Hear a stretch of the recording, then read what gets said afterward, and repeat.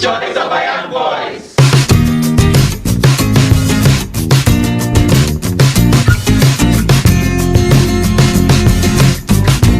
Hello, hello. You are watching The Choice of a Young Voice. This is a series where we discuss about the different choices that we make as young people in this generation. My name is Caroline Muche and I am your host. Today, we are discussing something very, very important and very unfortunate: suicide. There are a lot of people in this generation who have committed suicide or have attempted to commit suicide. And the question we are asking is why? How do we stop this from happening? How do we help the people around us?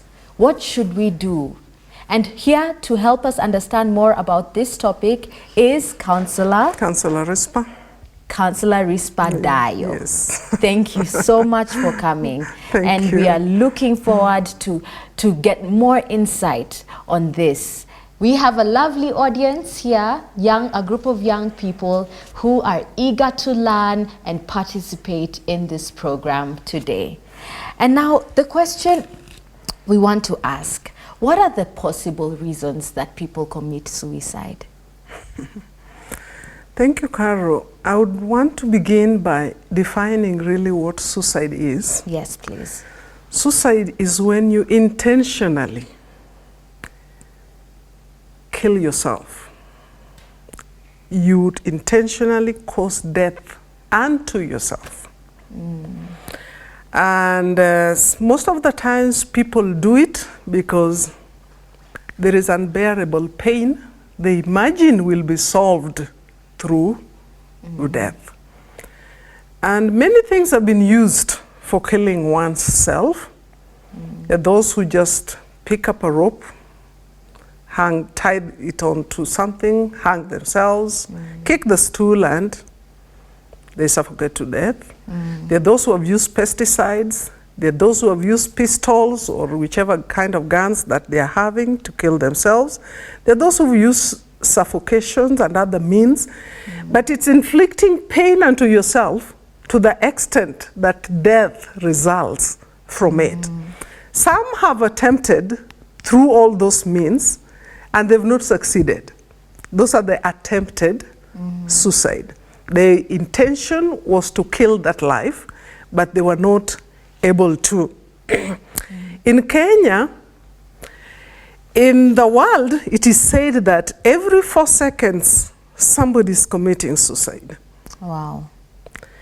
In Kenya, in August 2018, in the month of August, 80 people committed suicide. But the great thing about it is that 67 out of the 80 people were men. Wow. So men are more candidates for suicide than women. And we may look into the reason, especially why are young people committing suicide? Yeah. Given that this is still a young life, so much hope, so much dreams, even from parents, from the village where you are coming from the cause that you're doing. Why would a young people choose to die? Yesterday, KTN News just showed a boy of 18 years who had died at the altar of the church, of the PCA church somewhere in Nakuru. And the reason was that they had differed with their peers. This is a child that was being raised by a grandmother. I don't know the kind of mockery that the peers subjected them to. But that's one of the reasons why young people are committing suicide. Bullying. Bullying online, bullying from friends, bullying from neighbors, bullying at home, bullying in school. It is too much. We've not given them the life skills to cope with bullying. Some commit suicide because they are underlying mental issues, especially those with bipolar disorder or those with the split personalities. They have challenges and they easily lose purpose in life. Some are mental conditions like depression. Depression is a situation where you're just overwhelmed. You cannot bear it anymore.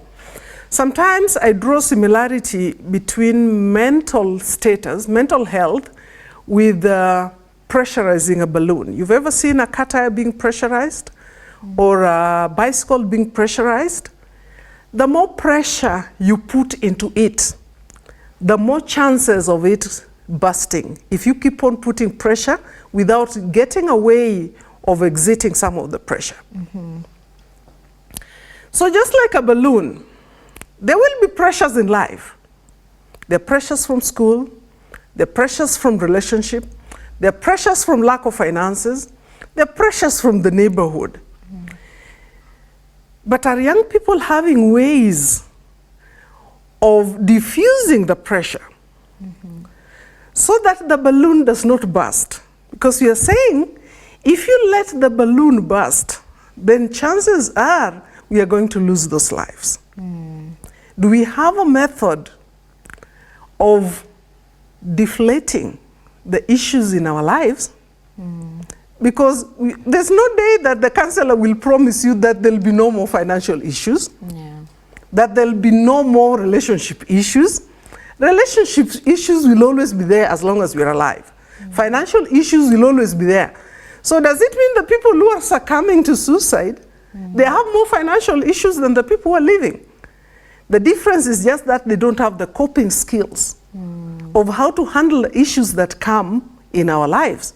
You could even find yourself you're worse off than the person who has taken their own lives. And you listen to the story of why they've taken their own life, and you say, I wish they knew. My situation is even worse than that. But I'm still pushing on. What we are lacking is the life skills. When relationships go bad, it's the leading reason why most young people are committing suicide, especially in the universities. Though most universities are reluctant to give the data of the number of students who are committing suicide, and especially boys. Men. Men do not want to be booted. They want to boot the ladies. It's a high time that the boy child learned that all of us can be booted. You can boot a girl can also boot a boy. And they also have to learn that we can build healthy relationships that end well without ending in marriage. It's not that if I get to know you as a young girl today at my 21, I wanted to settle down with you. I was just exploring, getting to know how to relate to a man. But you don't insist that now that I've related with you, I must remain yours. It's not possible. Thank you. Now, I guess the question again would be, is there something that we are not doing as friends, as family, as the community, as the church?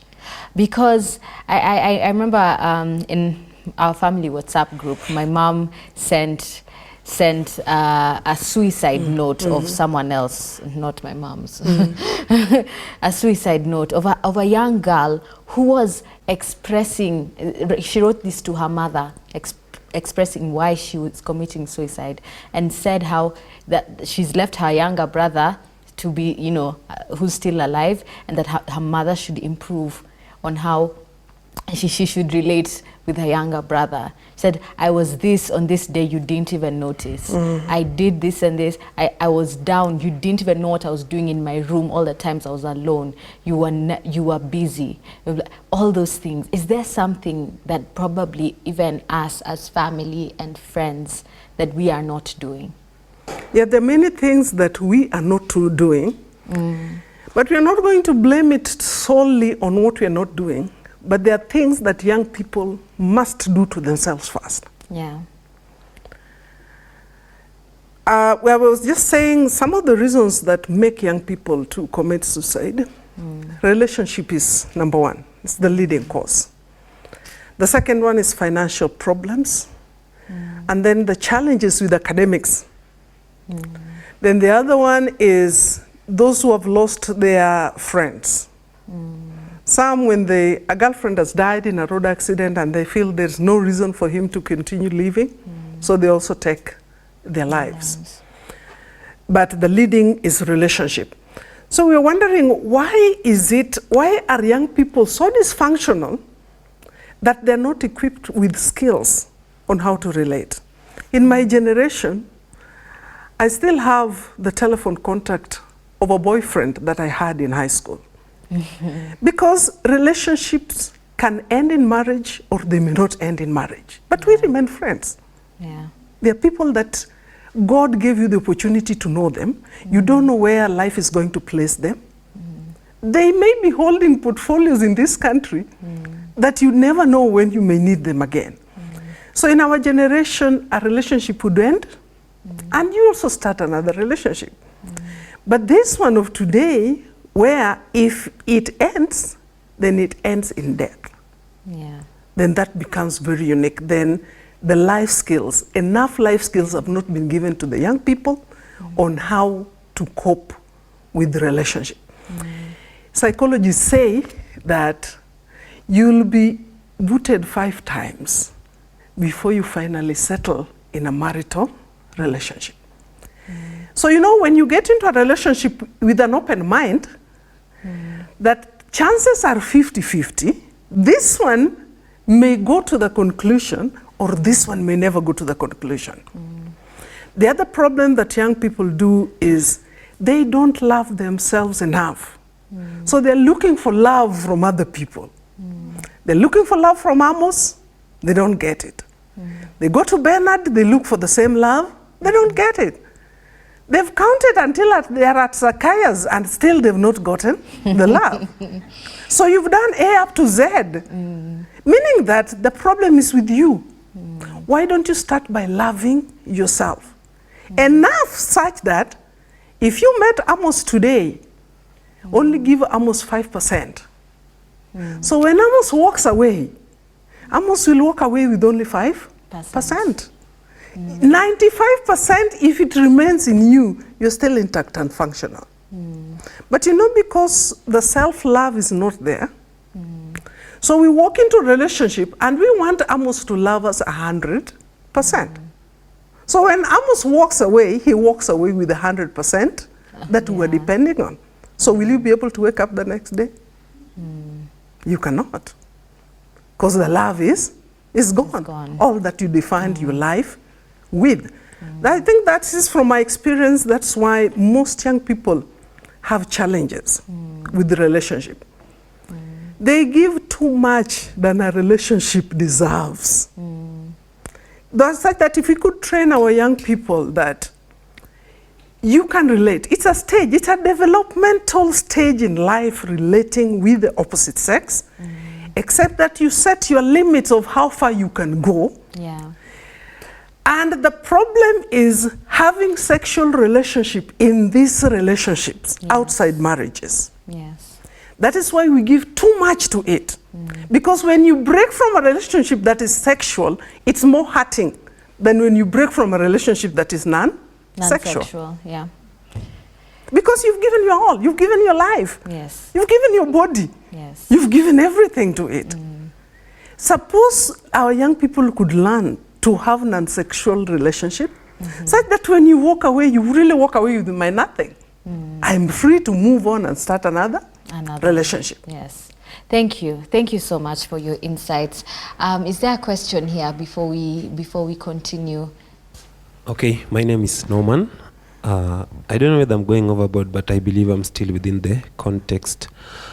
In our society today, even just in Kenya and internationally, terrorism now has been declared a national disaster. And through terrorism, we see suicide bombers. These people, they just go as individuals where people are gathered and they blow themselves out and die with many other people. When we let this direction, because I know we've been talking about relationships, suicides coming within relationship and other pressures, is there a connection between now these other suicide brought about with the terrorism to this other one? Is there a merger? Because I think there is a very close relationship between what terrorists do and what people who want to commit suicide do. Because when people are tired of living their lives, You'd witness that even in most families. They would not want to die alone. You'll find a father who wanted to commit suicide. The intention is that he wanted to commit suicide, but he'll clear all the children and the family and the wife. That's why a person with the intention to commit suicide is not only a danger to himself, but is a danger to all of us. Because even in this room, if one of you had the intention of committing suicide, he may bring the whole building down and harm others who are not even related to the issues they wanted to commit suicide on. Any person intending to commit suicide is not only a danger to himself, but is a danger to anybody in the environment where they will want to commit suicide. Yes, thank you. We had a second question, and I hope you still remember your question. Hold on to it, because when we come back from the break, we're going to address the second question and furthermore get to know the different ways, you know, we can avoid making that step. Different ways of learning to cope with our problems, with the things that life hits us. You know, everyone struggles, everyone has problems. We're going to learn how do we cope with our problems in order to avoid making that step. And then how can we as a community help people who are going through problems? Stay with us. We will be right back.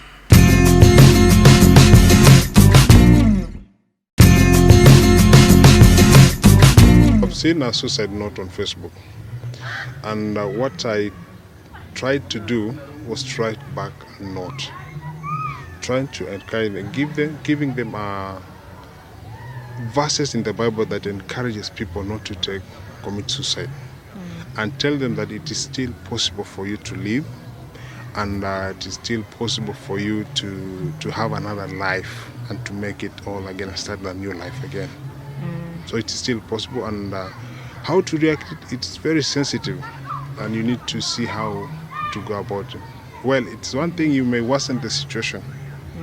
You may worsen the situation, and maybe it may speed up the suicidal life, and somebody may commit suicide. Family and friends, we have a bigger role to play. One, you know, that unit of a family, being close to one another, it is very essential, and encouraging one another. You know, when we have a problem, the first person or the first place you need to share your burden is a friend or a family.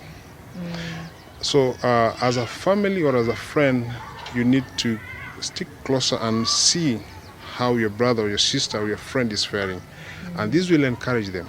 If they're going through depression, they're going through financial difficulty, all those relationship problems, marital challenges, we need to encourage them.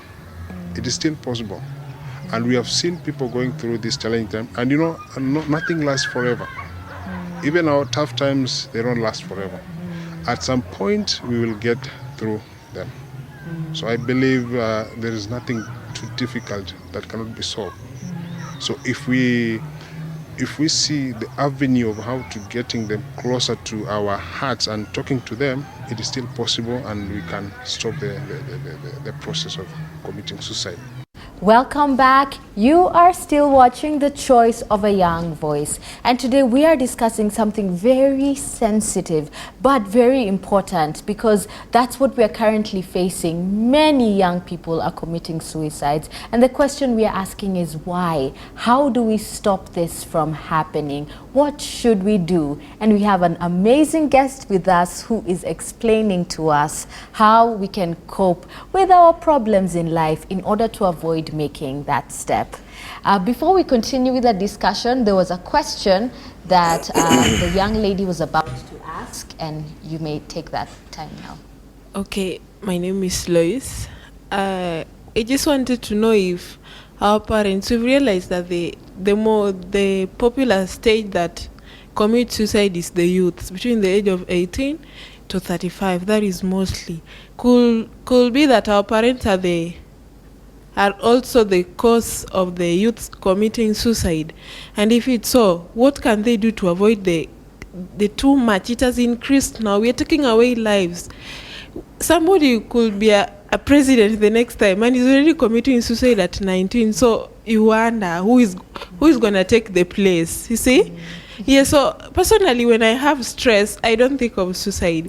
I go somewhere, I cry seriously, and it's gone. Why must I take my life for no reason? After all, nothing is stagnant. Everything comes and it passes.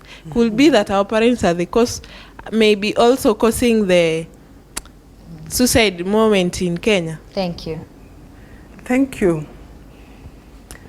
There are many theories as to why the causes of suicide, and there could be a contribution from the parents.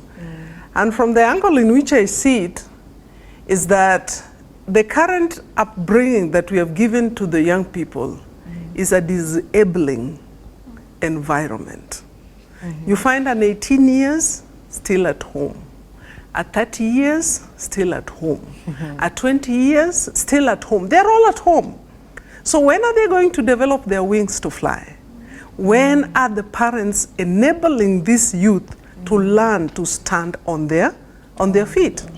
They get into a lot of financial crisis, a lot of debts, a lot of borrowing without even knowing how you're going to repay the loans. Because to you, it's like the parents walikuzoesha, everything is to be provided. You are still a student. You're a student up to 27 years. You're still a student. You're still looking unto your father and mother, provide your dress, provide your shoes, you provide everything. So a day when you miss those provisions is the day you're committing suicide. Because you're in an environment, you walk in, where's food? Where's this? Where is this? Because you know somebody is working for it. It's time that parents start enabling young people, especially after Form 4, even when you're still in school. Start knowing financial literacy. Yes. Start having empowerment. Start making your own money. However little, in little bits, start being independent person. Such that you can buy your top, you can buy your slippers, you can buy your shoes. Such that you don't have to depend on people for this. It is very stressful that most of the young people, the relationship they want to keep with people is only those who provide them with money. And when the provision of money is not there, then those are not your relatives. Then who are you going to have as a safety net? Who is going to cushion you when you're in trouble? You only talk to your uncle when you need money. When you don't need money, you don't need them. The relationship is defined. The young people today define relationship with money. Yeah. They will worship the governors. They will worship whoever who gives them money. The person who does not give them money is not a relative, is not an uncle, is not an auntie, is not a grandma, is not any of this relationship. Yeah. And those are the things, the relationship that you require to survive and have the life skills for living this world. Yes. Know your uncle. Where do they live? Can you visit them even without borrowing money from them? Know your brother. Where does he work? Can you visit and spend some time with them, even without getting a coin from them? Why should your calls be that you only call people when you need money? Why don't you just call people to say hi?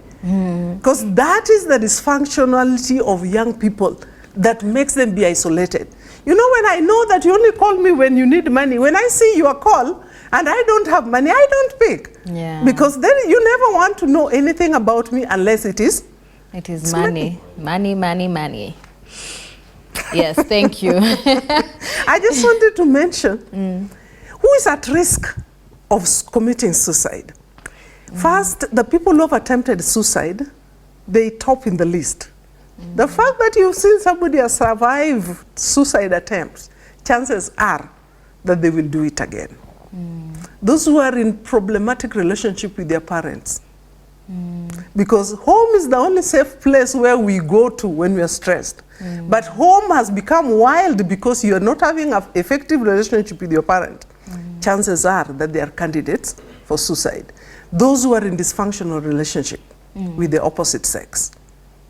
When they have trouble keeping relationship, chances are that they are candidates for suicide. Then those who are always with disciplinary and legal problems. In fact, today in Kenya, a number of young people are committing suicide in the cells. They are caught with bang, they are caught with what? They have legal issues to attend to. In the cells, you'll find them hanging on the window. they're too humiliated to be in the cells. At the same time, they cannot face people back out on the street that what were they doing in the cells. So that humiliation make a lot of young people to take their lives inside the cells. Then exposure to bullying. A number of young people are killing themselves because the bullying is too much, especially the online bullying. Mara, they don't like your figure, they don't like your nose, they don't like what. They complain everything about you. Because for a moment, why can't you ask, I did not create this body. Why don't you ask the bullies? Why don't you create another nose and give it to me? Because I'm not able to. But because we don't have the skills for standing the bullying, so people send the bullies and you suck them in. You suck them in. They become a burden to you and you burst on your seams because of bullying of strangers that are not even known to you. Unemployment and financial crisis. Oh yes, in this stage. With branch, Tala, M-Pesa, KCB and what, you can name them. They keep on throwing SIM card left, right and center. They borrow this, they throw the SIM card. They borrow this, they throw the SIM card. The CBR is also on your neck. You can't get in clearance for loans, even if you wanted help, because you have borrowed things that you cannot pay. Because most young people want to depend on other people financially. Yeah. And hence, we need to be able, now, back to the community. Yeah.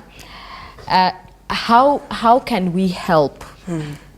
How can we help as friends, as family? Yeah. If I see my friend writes a suicide note or is attempting, what can I do as a friend, as a sister? Carol, that's the goodness of people who are intending to commit suicide. If they have intention of committing suicide, they will always drop clues on the way. Either they'll say they're tired of living, either they'll all put a note or they'll say it. They'll throw in some words to indicate that they're going to commit suicide. That is the beginning of having, you need to have very candid conversation. When you hear people throw lines of they're tired of living, they're going to end this life one day.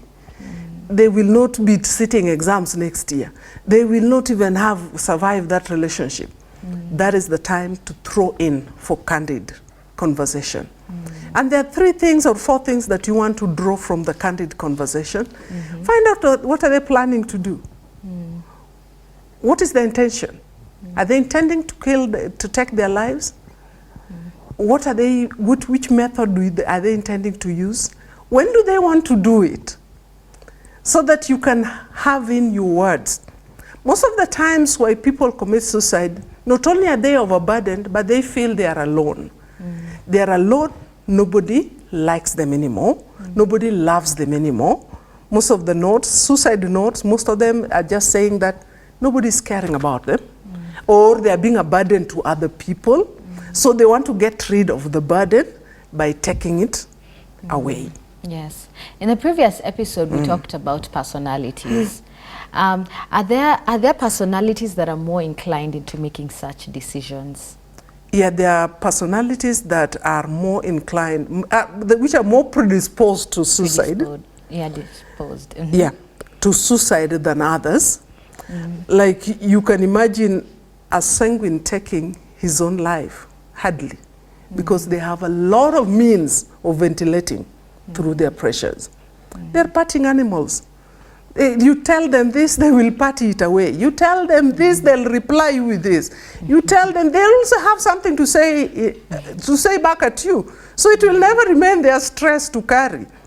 But you remember the melancholics, the quiet ones, who are ever working alone, the scientists. In fact, it has now been proved that engineers, mathematicians, and scientists are the greatest number, even in Madari. Because the people who are always loners, they like working alone. They don't interact much, so they're not able to ventilate through their issues. They have no way of releasing pressures from their lives. Chances are that they do more into suicide and even into mental disorder than others. Even the cholerics, You know, the people who really get hurt when things don't work right. It's their way or no other way. You know, it's what I want or no other way. So who tells you in this world it's what you want that must always be done? I think, how do we protect ourselves from suicide? The beginning point is self-protection. And the self-protection is having life skills. Some of the life skills really involves refining your perception, how you look at things. You know, somebody would come here and say, you people are stupid. One will stand up and get hold of them by their collar, but one will think through the statement and say, I'm not part of that stupid people, so I really have nothing to do with him. Perception. Perception. When you hear things, how do you process them and how do they affect your behavior? Yeah. And as you go on to tell us more, I'd want to close any questions or comments that someone might have. Norman, we like hearing you. Let's now hear someone else. Lillian. Yes. Okay, thank you. I'm Lillian Alango, and I have a question. If a friend shares with you their intention to commit suicide, and you feel that their reason for intending to commit suicide is not valid enough, is it right if you want to kind of push them into it and even give them a kitchen knife and tell them, stab yourself as I see? Is it okay to do that? Yeah, people who've done that. Yeah, there are people who have done that. We've called it confrontation or flooding in counseling psychology, because sometimes you may not differentiate threats from people really who are really serious that they want to commit suicide. There are people who think that they'll manipulate you by using the statement suicide to get rid of themselves. And such people, when they're really confronted to do it, they are not able to do it. But there are people who have been thinking through it, and it's not threat that they're communicating. They're communicating seriousness in whatever they're talking about. To such people, we've said, find out what is the intention. Do they want to do it? When do they want to do it? Which means do they want to use for doing it? Because sometimes by the time they're communicating, they already have a rat in their bags. Or they've even planned that by the weekend. I was also seeing on the internet, there's a mzee who invited people for his funeral, and the same weekend he committed suicide. Because he has already planned of how things were going to go. So most of the serious people, when they tell you they already have the intention in place, the plan, the method that they're going to use, and even the time frame when they're going to do it. Yeah. And you know, the whole reason for getting these 4 things is to get to understand why do they want to do it. In the first Most of the place. times it's because of a dysfunctional relationship. Yeah. Thank you. Sorry to cut you short. We're running out of time. Yes, another question. Thank you. I'm Eliud. There is something that have just come over my mind now. Mostly we think that suicide is only done with those people who doesn't go to church, in most cases. But I remember somebody showed me some pictures, and it was over the news that one of the elders took the life of the children and himself, just next to us. Now, my question is, how can the church come in and help? Because maybe I'm here, I'm in the board meeting, and I'm contemplating doing the same. How can church help? Before you answer that question, have it in mind. There was another hand. Yes. Yeah, my question is, are there any physical activities that can be done to avoid suicide? Physical activities. Okay. Is there any other?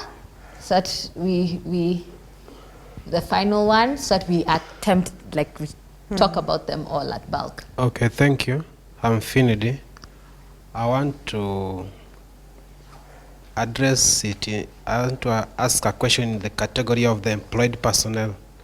you find that most organizations lack the office of sociology where the employed workers can be done for the therapy and so on. So is it that the organization should encourage the office of counseling within itself so as the employed members to be counseled regularly, since they are working throughout the year and can't find time to rest? Okay, we can start with... Okay, I think the church, there's no biggest gathering like the church. And the church can create the best social, psychosocial support for the members. And you know, the greatest of this is that in church, there's so many methods that you can use to ventilate. You know, just to release pressure. Sometimes I go to church and I feel sad that during the singing time, people are only allowed to sing 2, 3 songs. Let people sing, even if it is 10 songs. Instead of giving one individual or 2 individual opportunity to sing, let the congregation sing. Because it is through such activities that people are able to ventilate, to reduce the pressures. But churches can also increase pressures. Yeah. But they could be good social support for reducing the pressures in the individuals. And they should especially the young people. Give them activities that allows them to ventilate.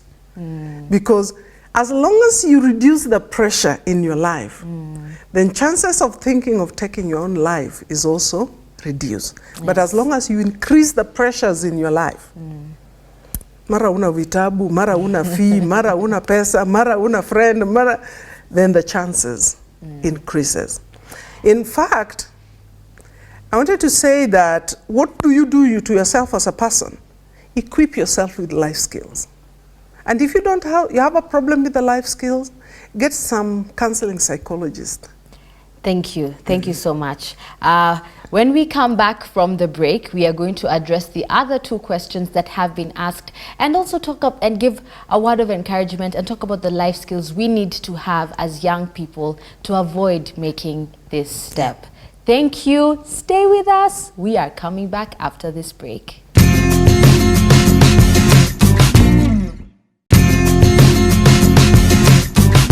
Welcome back. You are watching The Choice of a Young Voice and we are talking about suicide. Before we went on a break, we asked a few questions that we'd like to address at this point. We've talked about the church can form the biggest psychosocial support, especially for young people. Engage them in activities, both in church and outside church, so that they can use such forums for ventilations. So any physical activities, exercises, singing, dancing, doing the things that can help you to ventilate in a manner that glorifies God, please do it. Then counseling at work. Counseling is now becoming official in all working stations, especially learning institutions, and where every young person gathers, there'll always be a psychologist or a counselor. Even, I think, including secondary schools. In the universities, colleges, the government is now posting psychologists to work with young people. But the number is small. You find a university with a population of even 17,000 having 2 counselors. It's not possible. But it's good that it's a beginning point. There is somebody you can always talk to. Then finally, what can you do as a person? Young people must improve relating with other human beings. Purpose to improve relating with your family. Because when you are in a fix, the first persons you'll need to call is your family. So let the relationship not be based on money. Relate with family because it is family, full stop. It is family and you do not choose to be in that family. And if so far they've done this much to raise you to that level, identify with your family and relate with your family. When is the last time you found out how your mom is doing? Even how your uncle is doing? Or how their children are doing? Because those are the buffer zones. Those are the safety nets that you will run to when psychologically you're not holding together. Family, family, family. The second place that you may need to relate with, have a good group of effective friends. Effective friends that you can share with when you're down. The people who may know that there is something really wrong in your life. If your mom cannot tell, let your friend be able to tell. So involve yourself with effective friendship. In fact, sometimes I say, don't introduce everybody as your friend. Have few effective friends. The people that you can call in the middle of the night. And let them know that there's something going on in your life. Yeah. Have good neighbors. A few good neighbors. You don't need a collection of thousands of people to support you. You need in your phone, save some people as friends. Like that, even if you dropped down here today, we'll have a number of friends to be contacted. We are left with less than a minute. Yes. If you could say your final word, then we can wind this up.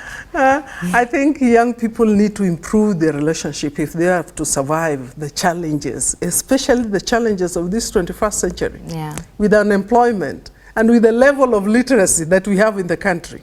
Everybody has a paper anyway. The difference is how do you relate with people. Because that's what's going to make you survive.